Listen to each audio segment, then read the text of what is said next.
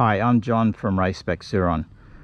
Now, why do we say that this is possibly the world's best setup for off-road for the Sur-ron? Well, firstly, let me give you some background. I have over 50 years experience riding dirt bikes. I've ridden at a national level, motocross, enduro, hare scrambles, ridden Husqvarna, KTM, Honda, Yamaha, Kawasaki. So over those years, I've gained quite a bit of experience with off-road riding. And about 10 years ago, I started off looking at electric vehicles, and I ended up designing some electric vehicles and had one of the Tesla engineers work with me. So at that point, I started to look for an electric dirt bike because noise is a huge issue. The ability to ride, close to your home is nearly impossible with a traditional bike. Just too noisy, and people hate that noise. So I'd looked at Alta, I'd looked at KTM, I'd looked at other bikes, but they just weren't available. And then along came a Sur-ron. So I bought a Sur-ron, and immediately I noticed that it needed some improvements.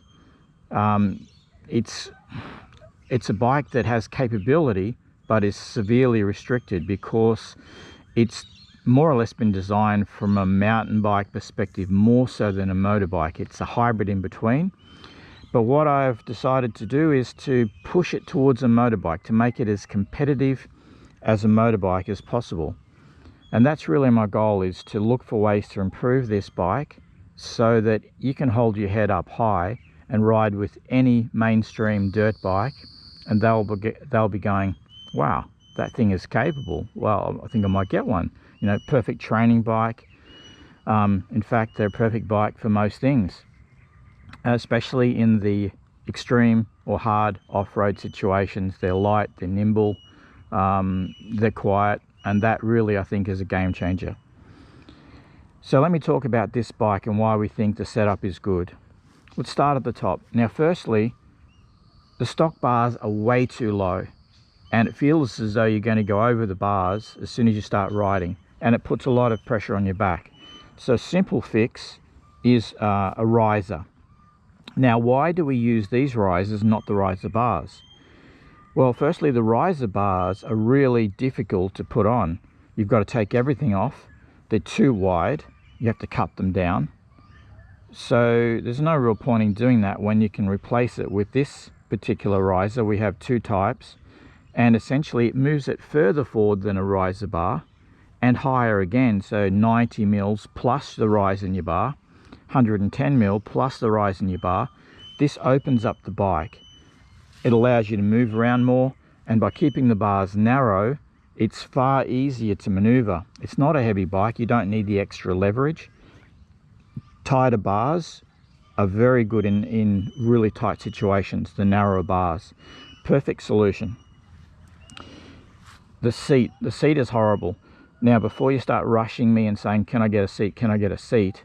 Right now, which is March 2021, we are developing a new seat. We've got nearly 100 of these seats out there with people giving us feedback. We've taken on some feedback and we're making some design changes, and we're doing our best to release the new model in April 2021. It will be slightly different but improved. So please be patient, wait for that. It's going to be worth the wait. The seat makes an absolute huge difference. Ability to move forward and back, extra height, extra comfort. This is really a valuable asset. Our long rear guard, functionally, just keeps the mud off your back. It's quite good. So moving down, foot pegs, really essential if you can get those. And we've got our foot peg brace, stops the bowing and flexing.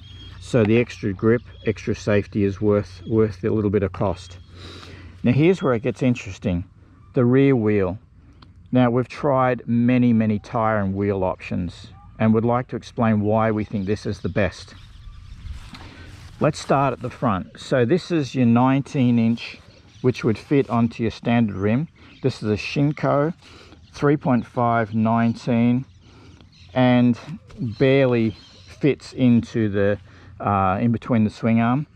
But the issue is it's heavy, and the circumference is dramatically increased. Now, what does that mean? Well, if you do your math, the extra rotational mass, which is a lot, this is around a 4.5 kilo tire, whereas a standard tire is 2, so it's over double the weight, and the extra circumference, it absolutely takes the snap out of the Sur-ron. And math doesn't lie, and truthfully, anyone that says that it performs just as well, on an open trail you wouldn't notice the difference, but as soon as you try and snap and do anything quickly, like get over an obstacle quickly or launch quickly, the extra rotational mass just kills it. So in my opinion, it's not really a good solution. So that's your standard rear wheel and tire setup, and it's really good for most situations. The only time it falls down is that little bit of traction that you need, which is a real shame because it's lightweight. It wears very well, so for most conditions it's quite a good option. Okay, some people are using 18-inch. Again, there's not much difference between the 18s and 19s. The tire options are way too heavy. They're made for a traditional dirt bike, and they absolutely take the top off the power. Too much energy is used. So this is a 17-inch. Now you notice even with the 17-inch, it's still bigger circumference than the standard 19. Now this has a 3.5 17 V rubber competition trials tire. This is a soft tire. Now I tried this extensively, and again the weight was an issue. It really does take that snap out of the bike, so in my opinion not a good solution either. So I'm ruling out personally 19s, 18s and 17s. This is a 16-inch wheel, 16 by 185. Now the circumference on this is slightly less than the stock. There's not a lot in it. By putting this on, you're actually improving your gearing a little bit, but the width of the tire and the tire options is far superior. So in this particular case, we've tried quite a few different tires, but for the riding that I do, which is more hard enduro, this is a Shinko 525 Cheetah. It's a gummy tire, it's a competition tire. It is amazing. In most situations it grips. It feels a little bit flexible because it is soft, but the ability to get over obstacles and through the trickiest terrain, and surprisingly it wears very well. So in my opinion that is the best option. It's smaller, it's lighter, so these tires are in the high 2 kilos.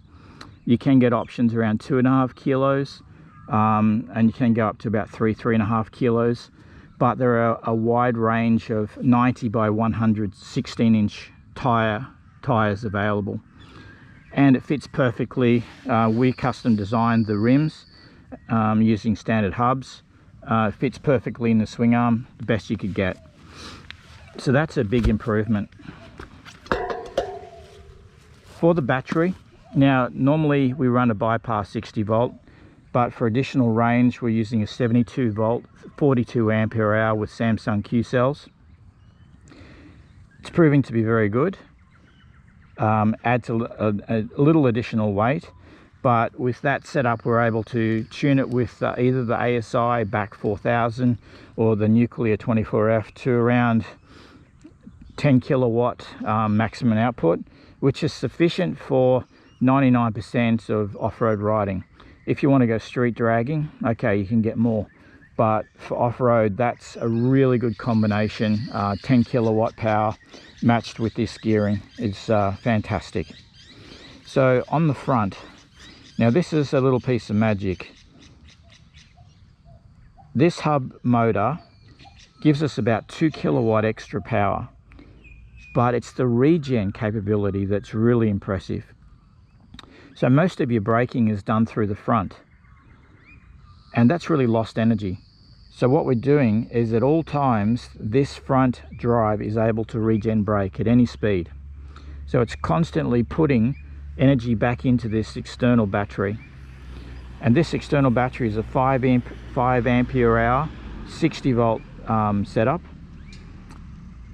The the way this works is at low speed, in combination with the throttle, it's programmed to give you power from static up to about 25 to 30 kilometers an hour. So if you're static, roll on the throttle, you get front and rear wheel drive. If you're going at high speed, there's no front assistance because you don't need it. As soon as you're getting light on the front, there's minimal traction on the front anyway.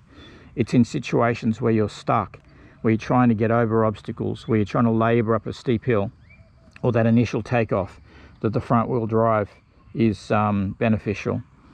But the amount of regen that we're capturing, we rarely even have to charge this front end. It's amazing how much energy is lost, as I said. So in combination of all these things, including our bash plate, which is essential, we think that this setup is ideal for off-road. This bike will keep up to your mainstream current bikes, your Shercos, your gas, your KTMs. All of these bikes in an off-road situation, it will hold its head proud. Obviously, there are some extremely good riders in situations where this bike will fall short, high-speed open trails, but in tight technical terrain, this bike is pretty well amazing. So why are we using standard suspension, and why haven't we upgraded to aftermarket? There are a couple of reasons. One is that you can't use a front wheel drive on your Fox 40s and your other style of aftermarket suspension. You need separate stanchion tubes to be able to fit the motor drive. And secondly, the standard suspension with proper tuning is adequate for most things. The only area it would fall down is if you wanted to do extreme sort of motocross style or whoop-de-doos and things like that. It may not be quite as stiff as needed. But for most riding, the standard suspension is adequate, and obviously suspension is extremely expensive. So I feel that the money is better spent on, say, a battery and a controller rather than suspension. So our aim with this is to improve the Sur-ron so that it is competitive with traditional bikes. And we're constantly looking for ways to make these bikes better. They're a really good platform. They let you open up all new riding areas because they're quiet, they perform well, they're 100% fun. So down the track, what we'd like to do is release a limited run of these bikes set up from factory with all brand new parts, front wheel drive, with all of the gear, because part of the issue is that if you have to do these things yourself, it doesn't always work out as you planned, especially the controllers. They can be quite fiddly and difficult to set up. So we would like to release a limited edition run of these given time. So if you're interested, just drop us a quick note and we'll take you down and we'll let you know how we're progressing with that. So this is why we think this bike is really one of the best setups for off-road. It's the combination of the little things, and it's proven by its performance. Off-road, this bike is amazing. So we look forward to any of your comments. Ask us any questions that you have. We'll try and get back to you as soon as we can, and we appreciate your interest, and we look forward to improving your bikes. If you're looking for some extra goodies, just let us know.